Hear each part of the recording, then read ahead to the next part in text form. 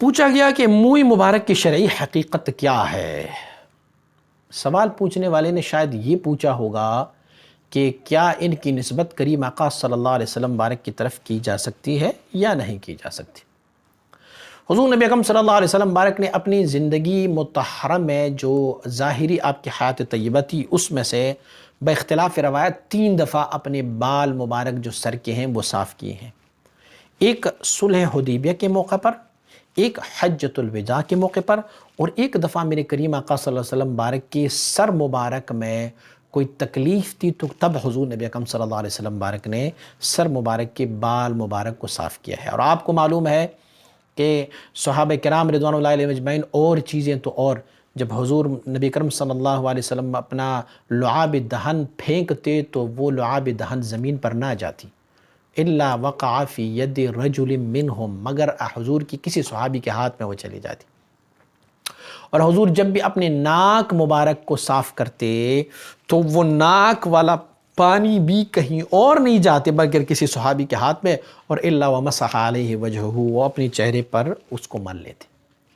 تو جب اتنے تک ثابت ہے کہ حضور نبی اکرم صلی اللہ علیہ وسلم حتیٰ کہ فضلات نبی علیہ السلام، حضور نبی اکرم صلی اللہ علیہ وسلم مبارک کی پیشاب مبارک ادرار یا حضور نبی اکرم صلی اللہ علیہ وآلہ وسلم مبارک کی غائط مبارک کو، ان کے بارے میں بھی منقولات ہے۔ حضور نے جو خون نکالا ہے حجامہ کے طور پر، اس کے بارے میں بھی ہے کہ صحابہ کرام نے اس کو، حتیٰ کہ صحابہ کرام نے اسے پیا ہے۔ اسے اپنی چہروں پر ملنا تو الگ بات، صحابہ کرام نے ان کو پیا ہوا ہے۔ تو جب اتنے تک عزت و تکریم و محبت مصطفیٰ صلی اللہ علیہ وسلم رہی تو پھر آپ سمجھ سکتے ہیں کہ حضور نبی اکرم صلی اللہ علیہ وسلم مبارک کے جو موئی مبارک ہے اسے کیسے ضائع کیا جا سکتا۔ ایک روایت میں موجود ہے کہ حضرت ام سلمہ رضی اللہ عنہا آپ مبارکہ فرماتے ہیں حضور نبی اکرم صلی اللہ علیہ وسلم مبارک نے سر کے بال صاف کیے اور پھر ام سلمہ رضی اللہ عنہا نے وہ بال مبارک جو ہے وہ صحابہ کرام میں تقسیم فرمایا۔ آپ سمجھ سکتے ہیں کہ میرے کریم آقا صلی اللہ علیہ وسلم کے زلف مبارک کے بال کتنے ہوں گے؟ لاکھوں میں، لاکھوں کی تعداد میں اگر بال مبارک ہو تو اسے اگر 3 دفعہ لیا جائے اور 3 دفعہ تقسیم کیا جائے لوگوں میں تو پھر آپ سمجھ سکتے ہیں کہ موئی مبارک کی حقیقت کیا ہوگی۔ وہ وہاں پر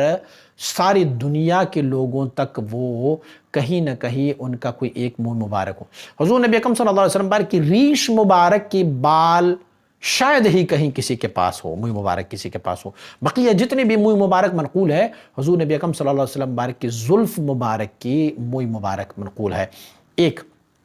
دوسرا، اگر آپ کی سوال یہ ہے کہ اس کی حقیقت کیا ہے، یعنی اس کی سند کیا ہے، تو جن کے پاس موئی مبارک ہے انشاءاللہ العزیز ان کے پاس ان کا سند بھی موجود ہوتا ہے،